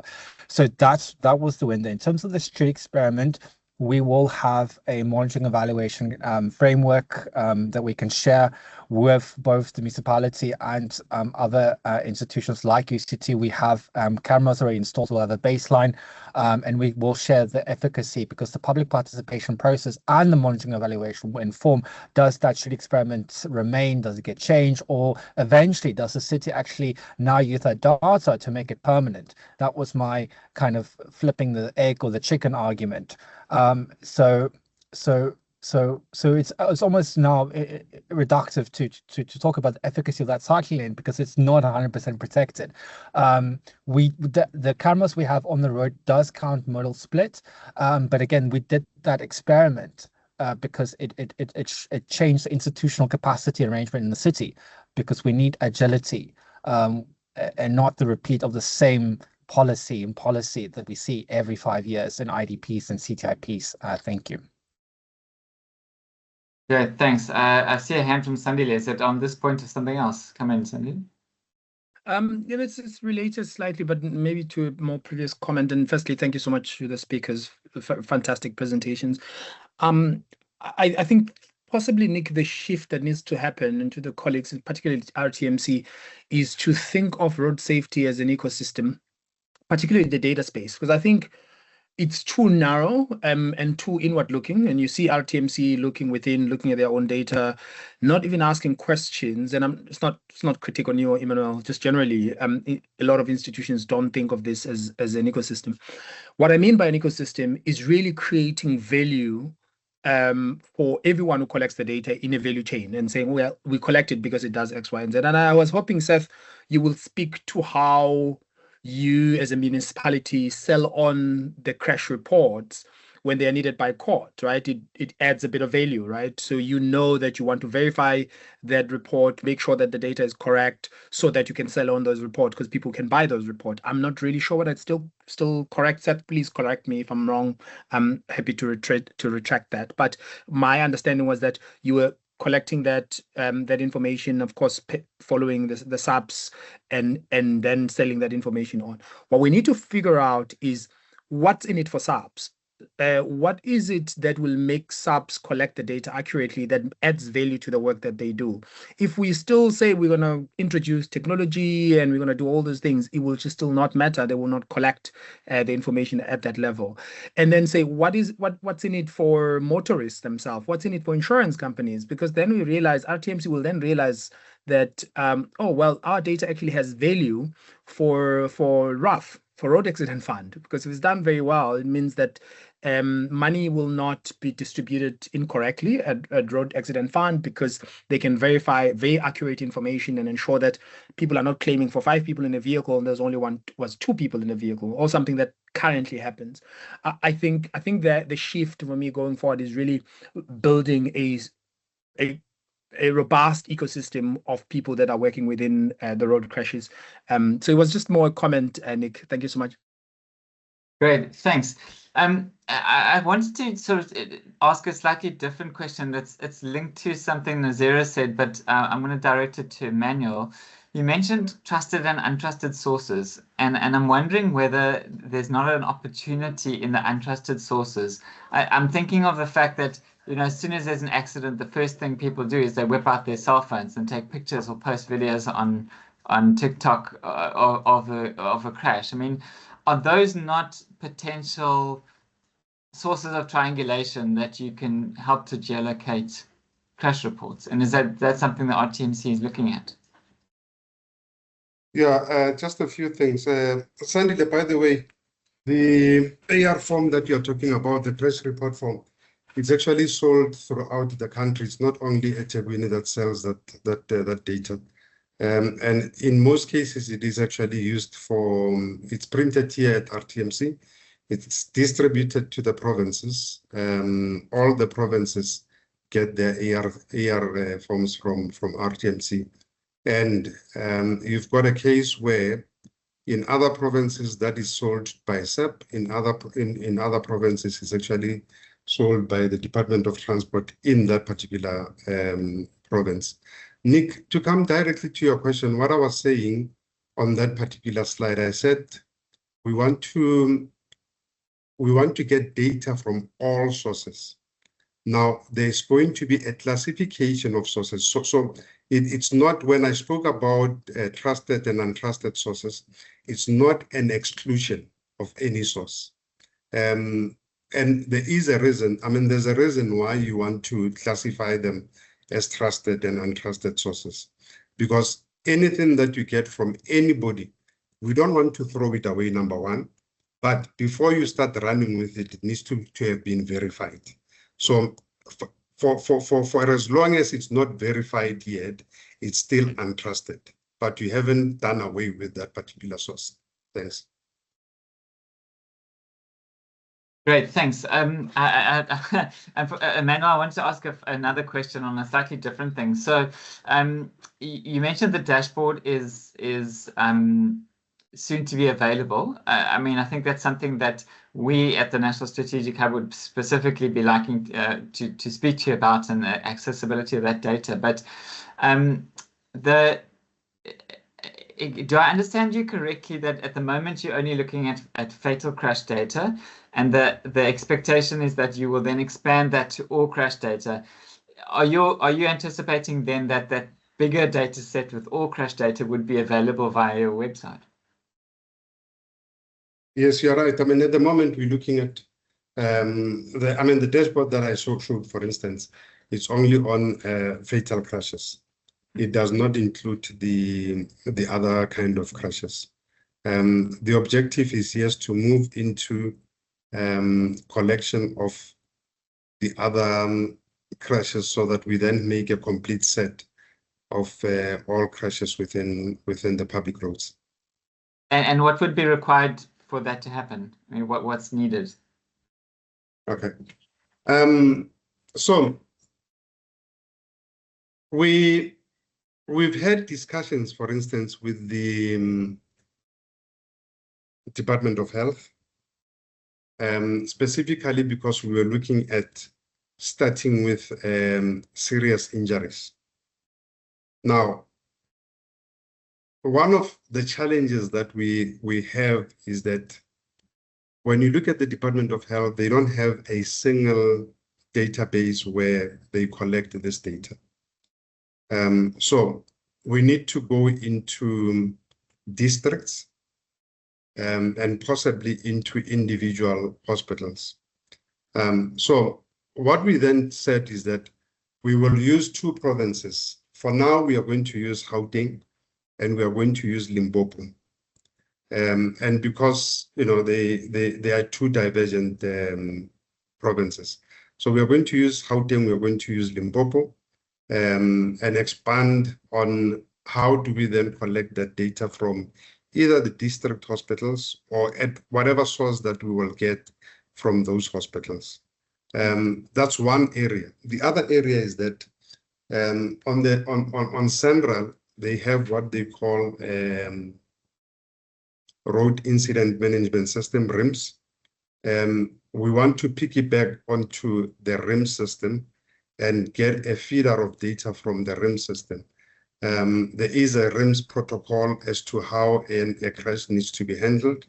And using that protocol, we should be able to get at least some data from Central or from RIMS in particular, and then start following from RIMS to say, RIMS, in short, it will say there were 10 injuries, for instance. And of these 10 injuries, 5 were taken to Chris Hani Baragwana, 7 were taken to private hospitals, whatever the case might be. So we need to be able to start from there and then follow them to wherever they might have gone. Because like I said earlier, that slight injury might end up being a serious injury. or a serious injury might end up being a death as such. Great, thanks so much. Yeah, it's a complicated ecosystem of a number of different stakeholders. I think that speaks to Rebecca's point at the beginning, is that there are so many different people collecting different bits of data, and it needs to be consolidated. Seth, do you want to come in? Yes, I'd like to answer Sandile with regard. I'll have 2 points. They'll be quite quick. One is the value of an AR to outside of us. So I also deal with investigators, private investigators from RAF, as well as speaking to the commanders from the police stations. So what happens, you'll find that if a case is opened, if somebody has died or if there's a serious crash, what happens is the investigating officer will be responsible for filling out this crash report. And they fill it out and then they'll keep it in their CAS dockets with all your other documents. And most of the time, the investigating officers is not in the same location as the charge office. So the charge office sometimes won't get a copy of this document. So what happens is that you'll find that after 2 years, because the legal process takes so long, that there's a claim going through at the RAF or somebody's taking it to court, and then they'll go to the investigating officer and say, hey, please provide us with a copy. And then you'll find that that investigating officer has left for another station and nobody can locate these documents. So what happens is that we go back and we ensure that we put pressure on the investigating officers via the charge office to provide us with a copy of that crash. And then what I also do, like on social media platforms, I for all like the emergency response on Facebook, they've got their own pages. So and I'm also like on these WhatsApp groups, traffic WhatsApp groups. So whenever there's a crash that I see, I'll take a screenshot and I have a folder where I keep it. And then wherever that crash was located in the vicinity of or jurisdiction of that police station where the crash occurred, I have a good relationship, or should I say, you must have a good relationship. And then you'll ask them like, hey, what happened? Where's this crash? Why don't you see it here? So you have to like within a period of a week ensure that you put pressure to get a copy of that. So also you find that with the RAF, somebody will fall off a roof and they'll get injured. And then they hear through the grapevine that you can go and claim millions from RAF. So they'll go to the police station and they'll say, hey, a year ago, I was knocked by an unknown vehicle. It just knocked me and it sped off. I don't know what happened. So you find that you'll ask that person, like they'll come and want to open up a crash report, and then they can't, because you can't go and backdate any documents. So we found that if we ask them to come with their hospital records, then you can use that as a gauge or for a sense of governance to say, maybe this person was knocked, nobody visited the scene, and it didn't happen, because you find out with the RAF claims there's a lot of fraud going on there. And then my second point is, or should I say, let me continue at the first. When you go and train the police, you tell them that, look, yeah, the municipality doesn't have money. So if I go to a police station in a suburb and these guys are giving me all the information we require, and then you in a police station where you don't have the sense of ensuring you respect these documents, what's going to happen is we're going to end up spending money and funding to put traffic calming measures there, and you're going to have nothing. So in order for us to help the communities, ensure that you give us the evidence to do this, make sure you complete it, and then you find that the people responsible ensure that even their colleagues, when they're filling out these report forms, they do it accurately. And then also for us with data triangulation, because we have missing forms, like fatal forms from the police stations, we go to the mortuaries. And when we go to the mortuary, there's a specific book. It's called the Death Register J153. It's a big book. You open it and it's got records on both pages, running from left to right, all the records on one field. And So when you look through it, you go and you look for the key MVA, means motor vehicle accidents. But when you fill out there, you also see there's no case numbers that are filled out. And then also when you look for the location, if somebody wasn't collected from the scene of death where they passed away, you won't know when this person passed away, because when they collect the body from the hospital, it's only the date of when the person passed away, not like which date were they initially brought into the hospital, how long have they been there? Because also there's a certain period where if you have a crash, you can be classified as fatal. Thank you.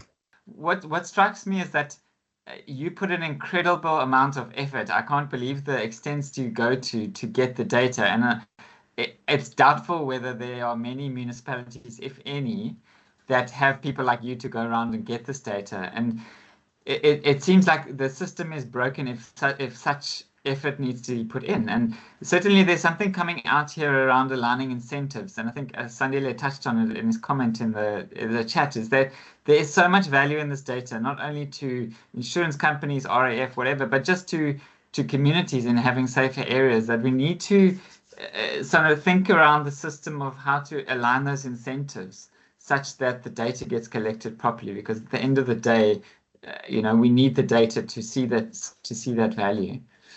I'm conscious of time. I'd like to give the other three speakers, so Lee, Roland, and Emmanuel, a last opportunity to say anything. If there are any hands, we may have some time. So if you have a burning question, but in the meantime, Lee, any closing thoughts? Yes, Nick, I'm busy with the comparison of the SADC member states in terms of their road safety development. And South Africa, we acquit ourselves well in many respects. Post-crash care, we are, streaks ahead of some of our neighboring countries. But in terms of data, we are disappointingly far behind on the development curve.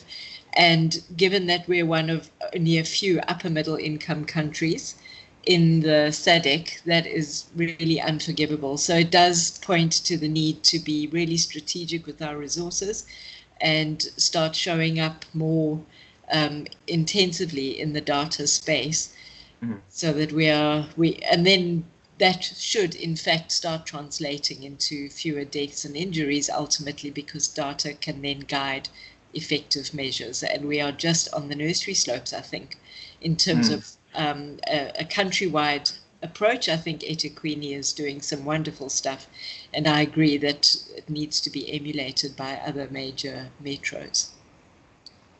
Great, thanks. That's a really interesting and disappointing statistic, but I think it really emphasizes the point. Roland, any closing thoughts from you? Of course, I just want to apologize if I seem very critical or to everyone. It's just, we have, as a young South African, we have great policies as a country, but we lack the implementation. And we cannot victim blame road users as pedestrians and cyclists. Our voice will never have that moral split, nor would we support the majority of pedestrians and public transportation users or minibus taxis on a day-to-day basis. We all know the stats. People spend too much and we're losing our lives. And the biggest problem is the design of our roads. So that's the biggest thing. And so what we've demonstrated in pilot with the city of Cape Town is that we can change things. We can go beyond the red book. We can be tactical. We can reform and capacitate and institutionalize better systems when it comes to a civil engineering response. But of course, the data piece is just as important. So if anyone here is from government, please don't just do the bare minimum 9 to 5. Think creatively. How do we push the boundary? I do understand the political pressure, the system pressure, can't take risk, but we can't do business as usual, because business as usual is killing this country. And so it's such a big opportunity, and we're here to collaborate and provide solutions and not just criticize. And I hope that's evident in our work, less of the tone and what I had to say today. But thank you so much for the opportunity. And I'll put my number and email in the chat to anyone who wants to have any questions, both critical or opportunities. We're here to collaborate and support. Thank you. Great. Thanks very much, Roland. I mean, clearly passionate plea for change, and it's much appreciated. Emmanuel, any closing thoughts from you? Yeah, I think we do realize that data is very important. And to that end, that is why it is priority 3 on the National Road Safety Strategy. And it is one of those priorities that are actually sitting in the office of the Minister and the Deputy Minister of Transport. To that end, there is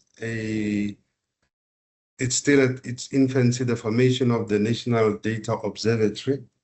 And that National Data Observatory, the key is that it's going to comprise, I nearly said compromise, is going to comprise of many stakeholders, not only government stakeholders. So external entities, the insurance, as Sandile is saying, the health, and I'm prepared to share part of the methodology. I couldn't share that methodology in 5 minutes. So all these things that have been said on the chats, we're noting them. We'll take them into the methodology also. We'll take them into the National Data Observatory, and we will extend and invite to other role players, not only the RTMC as such, or the provinces, outside RTMC, provinces and South African Police Services. Thanks. Thanks very much, Emmanuel. I think that's a really great way to end. It's an invitation for partnership. And I do note a last few questions in the chat if you want to respond to those, but we are out of time. So I'm going to hand back over to Rebecca to close the session for us. Rebecca. Thanks, Nick. Yeah, I mean, a huge thank you to our speakers, Setli, Roland, and Emmanuel, for bringing in your expertise. It was very helpful to gain insight into how municipalities are making use of road safety data in practical terms, and your demonstration of a granular, mature crash database and the application thereof there's lots to learn from that. We got an understanding of the investigative role that road safety data can play in understanding at a granular level what is going on our roads in order to inform targeted interventions, importantly including for pedestrians. We're reminded to keep investigating how to use data to inform behavior change. We also got insights into tactical urbanism, giving us a taste of the types of interventions that road safety data can inform and advocate for. And finally, we got a sense of what data the Road Traffic Management Centre collects and makes available now and in the future, as well as the challenges they face in collecting and consolidating this data. It's clear that there are some fundamental limitations to the data that came out very strongly in the discussion, such as the lack of geolocation and completeness of our crash level data, and a real chronic lack of coordination between the data custodians.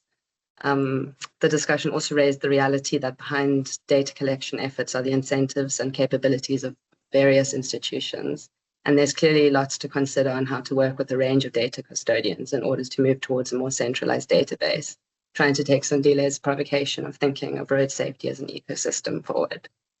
So yeah, thanks. That was a really robust discussion and very thought-provoking. And as we mentioned at the beginning, we've got a dedicated page on the StratHub portal where you can access this recording as well as the presentations and the upcoming provocation piece. I just want to give a quick thank you, as always, to the StratHub team and Nick for leading this work, and the broader team for all the behind-the-scenes work. Thank you to you as the audience for your participation and contributions. Collectively, we're nurturing these sessions to be meaningful and ongoing conversations around the use of data in our planning. And finally, before we close, next up on the 7th of April, we are going to be discussing the future of data-informed integrated spatial planning processes. And with that, we can close. Thanks, everyone.